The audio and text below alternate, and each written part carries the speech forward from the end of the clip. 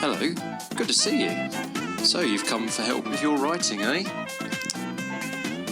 Well, there's a little trick that I can teach you, and it's called P.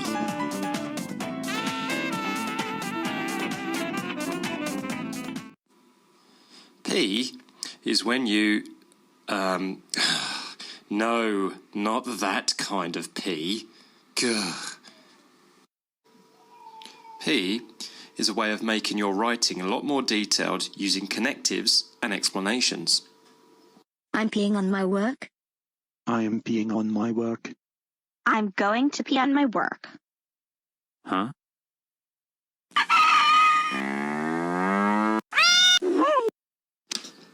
Let's take this population graph, for example. If we were to pee on it, yeah, I know, then we could say the population has increased. That's our point. And then to back ourselves up with evidence, we would say, for example, in 1900, it was around 1.7 billion, rising to 6 billion in 2000. And then we could explain by saying this may be due to a decrease in infant mortality rates and increase in life expectancy. Now, an important thing to point out is that any parts of these, especially your explanation, has to be linked to any question that's asked for you in an exam. So you don't really want to be caught up in things like, You're babbling. Can we move on, please? yeah, okay, River, I'm sorry, let's move on.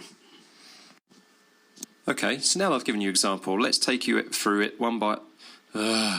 how many times? Not that kind of P. Change the background. Thank you. First, let's have a look at making a point. Let's take a question such as, describe and explain a characteristic of the CBD. Some points could be, the buildings are the tallest in the city, the price of land is high, most of the buildings are offices and shops. All of these things are points to the question. Now, the only way you're going to make effective points from a question is quite simply revision. And that means you have to know your knowledge. That's right, revise. Here are some examples of questions that will be useful to answer in P paragraph style. What kind of points can you make from these?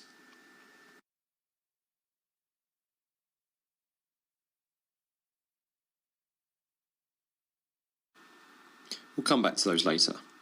But now, let's look at giving evidence or an example. Now, this is best done when you're given a graph or a chart or a map, such as this one. So then, Ivy, if I was to say something like, describe the location of the Riverside development, and the point was along major transport links, you might say? Such as along the A147 main ring road. Perfect. Yeah, that's using evidence. So it's really important to kind of make sure you're taking that from something like a map. What about this here? Another kind of map, a Coropath map. This is like a GDP map. Yes, Ivy. Sir, can I sit back down now? Yes, you can. Off you go. Thanks for your help. Okay, back to this map. When given evidence, make sure that you look for labels or a key which will tell you what the data means. Okay, let's look at these questions again. What kind of things related to them can help you give evidence or examples? Perhaps the number of flights or names of airlines. Statistics from a graph of the correlation between GDP and literacy rates. Maybe the name of medicines or specific vaccines that children are given. Finally, to finish your P paragraph, you should expand or give more detail or explain your point. This is very important in order to clarify what you mean and gain the most number of marks possible. Here is the example P paragraph from earlier. If you look at the last sentence, you'll notice that it starts with words that connect it with what has been said before. These kind of phrases are called connectives. Nice. Thank you, Robin. So then, class, can you give me more examples of connective phrases? This is because. This could lead to. On the other hand,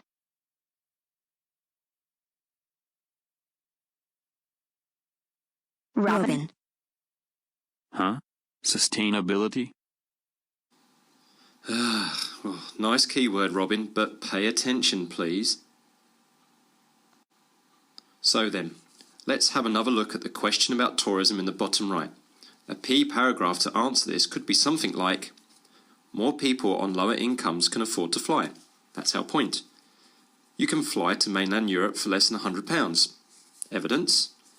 This is because there has been an increase in the number of budget airlines. And there's our explanation, or expansion. So, there we go. But one more thing to bear in mind. Make sure that your P paragraph links to the question asked. The last example wouldn't work if the question was to describe rather than explain, so be careful. Now, practice makes perfect, so why not pause the video here and have a crack at these questions.